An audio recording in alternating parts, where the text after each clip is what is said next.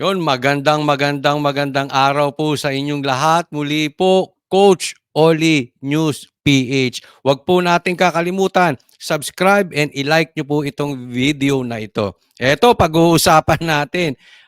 Nako, breaking news. Ben Tulfo, nag-file na, tatakbong senador.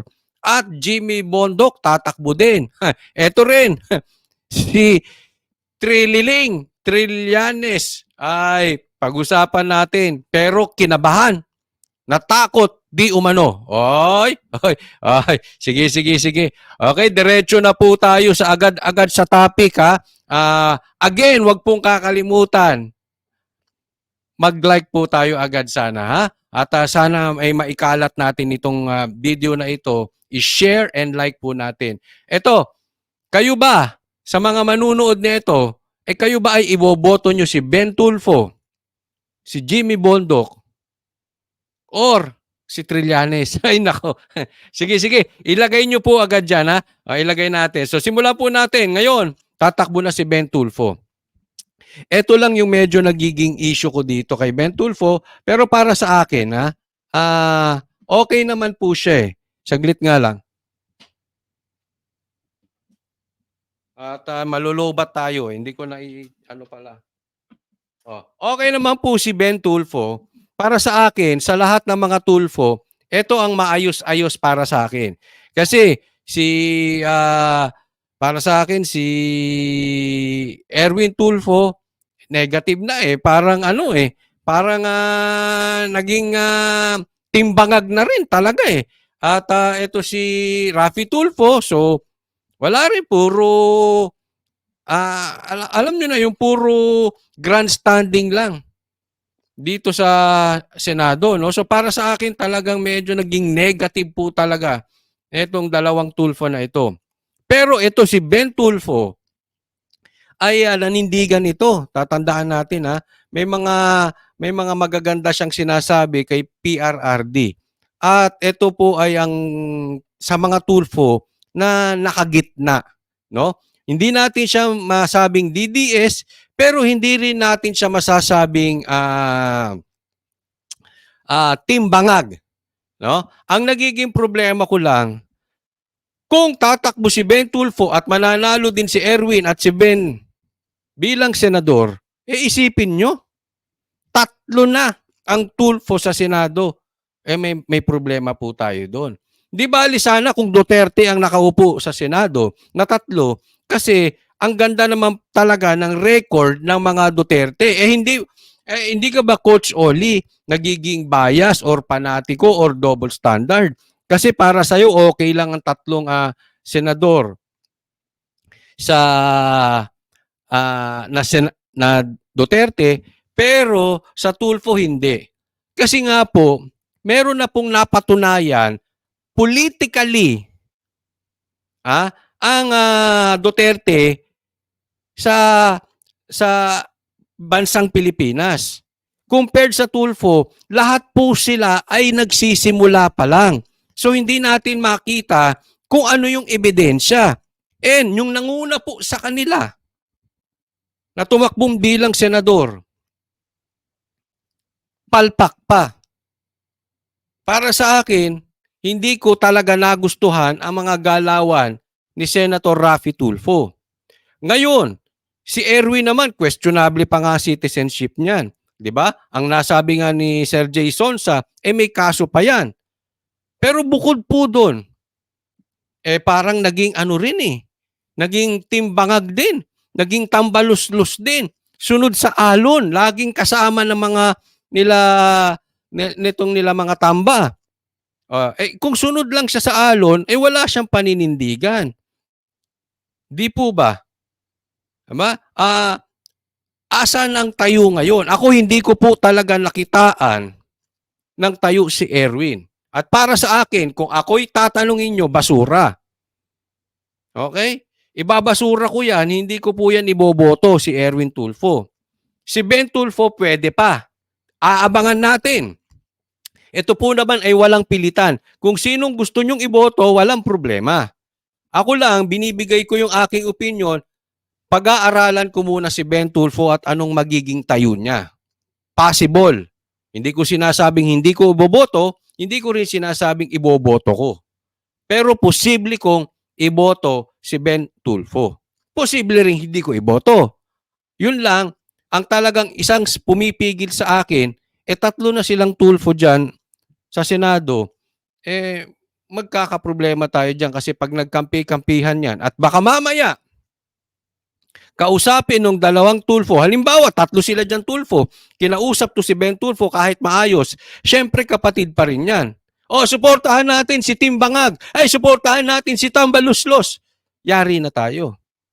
Tatandaan natin, again, magkakapatid yan. Hindi yan basta-basta maglalaglagan. Hindi po yan binay, 'di ba? So, medyo yun lang. Yun ang talagang umaawat sa akin. Bagamat medyo gusto ko yung lakad ni Ben Tulfo, kaya lang pagka nagkagit-gitan at nagkagirian, baka mamaya bukas makalawa nahatak na yan sa Team Tambaluslos. Delikado po tayo. Pero, eto naman pag-usapan natin. Si Trillanes. Ang bilis, no? Kung sakali namang mananalo si Ben Tulfo, naaalala niyo po yung hearing? Anong sabi niya? Ni Ben Tulfo kay Trillanes. Kasi ginipit ni Trillanes, hinaras ito sa hearing. Naaalala niyo dati si Ben Tulfo. At anong sabi ni Ben Tulfo? Hindi pa tayo tapos. Ang bilis ng karma, no? Kung sakaling mananalo si Ben Tulfo, nako. At matatalo si Trillanes sa Caloocan, dali na. Dali na po. Hindi ko sinasabing maghihiganti si Ben Tulfo, pero may laman po yung sinabi niya. Hindi pa tayo tapos. Isipin mo, kung naging senador si Ben Tulfo at natalo si Trillanes, di ordinary citizen na siya. May kapangyarihan to si Ben Tulfo. Na yung panghaharas niya sa Senado, ganyan naman ang gawin kay Trillanes. 'Di ba? Kaya minsan mag-iingat tayo ha. Bagamat ako hindi naniniwala sa karma, ang pinapaniwalaan ko ay sinabi ng Biblia na whatever you sow, you will reap. Kita nyo, posibleng babalik. Ano tinanim mo, yan ang aanihin mo. Nagtanim ka ng harassment sa Senado, baka mamaya, bukas, makalawa, ikaw na ang haharasin sa Senado. Posibleng mangyari yan, aabangan natin. Kung sakaling mananalo si Ben Tulfo at matatalo si Trillanes sa Caloocan. At ako'y naniniwala, walang panalo itong si Trillanes sa Caloocan bilang mayor. Siguro, ako sa tingin ko naman may mga taga Caloocan, may mga utak yan. Hindi naman buang yan para iboto si Trillanes. Di ba? Kini-question pa nga, hindi naman daw taga Caloocan yan eh.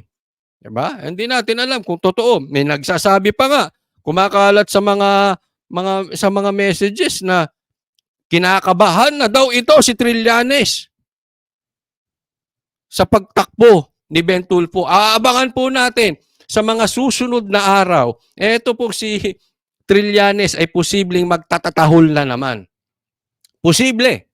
Kasi alam nyo naman ito si Trillanes, may ginawa ba to sa Senado kung hindi magtatatahol lang? Tahol lang ng tahol to. At sigurado magtatatahol na naman yan. Gagamitin niya yung paninira kay Ben Tulfo para hindi siya makaupo and at the same time, magmukha siyang hero sa mata ng mga taga-Caloocan dahil kinakalaban niya ang isang Tulfo. Tapang-tapangan. Ika nga, yan ang style nito si Trillanes eh. Tapang-tapangan. Ako naman, again, uulitin ko, sa tingin ko, hindi maniniwala dyan sa gimmick ni Trillanes ang mga taga-Caloocan. Abangan po ninyo, tingnan ninyo. Tatahol na naman ng tatahol ito si Trillanes. Ngayon, puntahan naman natin si Jimmy Bondoc. Okay? Pero alam mo, para sa akin kung kayo'y nag-iisip ng mga iboboto nyo at sa tingin ninyo, kulang pa yung mga napupusuan yung taga-PDP na iboboto na sila Bongo, sila Baste. Oy! Baste, tatakbong senador? Nako, meron tayong nadidinig. Baste, tutakbong senador. O, kulang pa kay Bongo, kay Baste, kay Bato. O yan. Si Ipe, ayoko, medyo negative ako dyan. Ano? Si Marcoleta, pwede rin. No? Pwede nyo, kung kayo, naisipin nyo kung maisisingit nyo, kung gusto nyo isingit si Tulfo. Ben Tulfo ako Erwin, negative ako talaga ha. Pero nasa sa inyo yan. Ngayon, para sa akin, in my opinion, susuportahan ko to si Jimmy Bondoc. Bakit? Abogado. Kasi importante, may alam ka sa batas eh. Ang Senado po ay legislative. Ibig sabihin, tagagawa ng batas. At nakita naman natin to si Jimmy Bondoc. Hindi siya parang toxic. Di ba napakadami ng mga politikong toxic katulad ni Trillanes? Iba ito si Jimmy Bondoc. Mga matcha. Ito, panawagan sa mga tunay na DDS, sa mga legit Duterte supporters, yung mga legit lang yung mga legit, nauunawaan nyo ko na ito'y talagang supporter po ito ng Duterte, itong si Jimmy Bondoc. Diba? Alam naman natin yan. Kaya pwede natin bigyan ng tsansa. Pero bagamat alam natin na supporter ito ng Duterte, hindi po siya toxic. Hindi siya toxic na kahul ng kahul ng the likes of Trillanes, yung mga kahul ng kahul dyan sa kamera, like sila Kimbo, etong sila, sino ba to? Basta yung mga walang ginawa kung hindi atakihin lang si BP Sara. No? Siyempre, meron din naman ganun sa DDS. Pero ito, si Jimmy Bondoc, hindi ganun. So, malakas po ang appeal nito si Jimmy Bondoc sa DDS and at the same time, kahit po sa kalaban, gusto siya. At siguro, sa akin lang uulitin ko, yung may maganda namang record, bigyan natin ng tsansa. Kesa boto tayo ng boto doon sa politiko, paulit-ulit nang nauupo, wala namang nagagawa. Gaya ni Lito Lapid. Nakita nyo ba yan sa Senate inquiry? Si Lito Lapid. Diba? Marami dyan. Parang, senador pala yun. Hindi mo naririnig, makikita mo na lang sa shooting, sa palabas, o sa kampanya. Diba? So mas maganda, bigyan natin ng pagkakataon yung the likes of Jimmy Bondoc na maganda naman ng track record as a ordinary Filipino citizen, bigyan natin ng track record compared doon sa mga trapo, mga politiko, puro lang ngawa, pumasok ng politiko, walang pera, tapos biglang yaman. Wala namang naiayos. Kung hindi, nagiging tagatahol lang nila tamba, naging tagatahol lang ng timbangag, wala din naman. Diba? So, para sa akin, okay lang ang baguhan. Kahit wala pang napapatunayan. Pero teka muna, Coach Oli. Di ba sinasabi mo? Sinabi mo, lagi mo sinasabi sa vlog mo, dapat may resibo. Wala pa namang resibo yan si Jimmy Bondoc. First time nga yan Tatandaan po natin, there will always be a first time. 'Di ba? Ang sinasabi kong resibo, yung politiko na matagal ng politiko, biglang mangangako, magtatayo ako ng bahay, ibababa ko ang presyo ng bigas, susugpuin ko ang mga adik. Ang tanong, matagal ng politiko, nagawa niya ba yun? Diyan po natin titingnan yung resibo. Teka muna, ang tagal mo ng politiko. Tapos ngayong eleksyon, mangangako ka ng ganyan. Di ba? Makangako ka. Paano mo gagawin yan? Wala ka pang alam. Posibleng niloloko mo lang kami kasi kung talagang ganyan ang iyong plataforma, dapat ang tagal mo ng politiko, dapat matagal mo ng ginagawa yan. Dapat lahat ng sasabihin mo, dapat lahat ng ipapangako mo, nagawa mo na dati. Wala kang karapatan mangako nang hindi mo pa nagagawa kung ikaw ay matagal na politiko na. Pero kung bago ka naman, ang titingnan lang natin yung track record niyan. Kasi may political background na dapat. Para sa akin ang isang bagitong politiko na tatakbo, kahit first time, meron niyang political background na nangyayari. Halimbawa, etong si Jimmy Bondoc, matagal ng supporter. Halimbawa, matagal ka ng political vlogger. Halimbawa, involved ka sa local government. Oh, ibig sabihin, meron ka ng years, taong experience bilang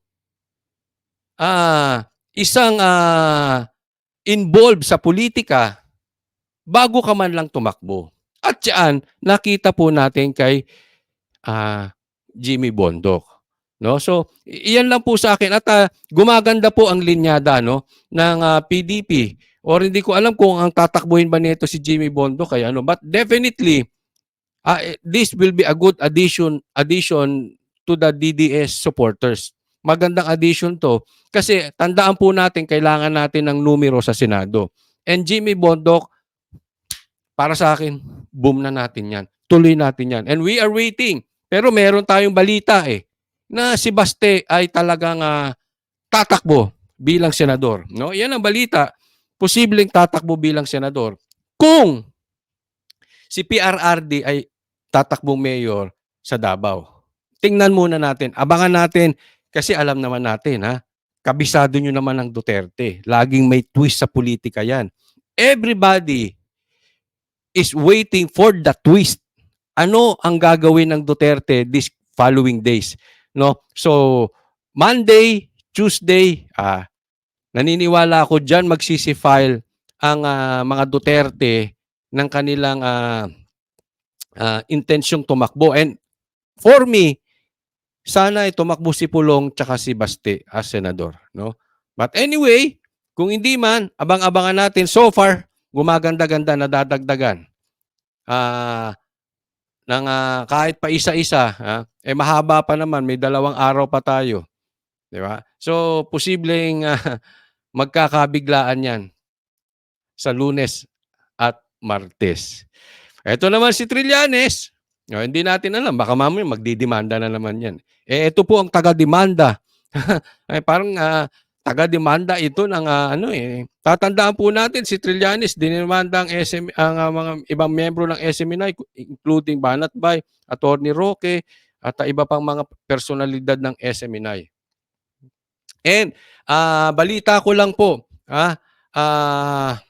soon, this week, ang Banateros babalik na ng SMNI. Magsa-start na po kami ulit ng programa namin sa SMNI. So, abang-abangan nyo po yan. Antay-antayin nyo lang and discuss po natin kung ano ang mga susunod. So, wag po natin kakalimutan sa mga nanood ng video na ito. Sana po subscribe and like and share this video. Maraming salamat po para sa Diyos at Pilipinas nating mahal. God bless everyone. Coach Oli po.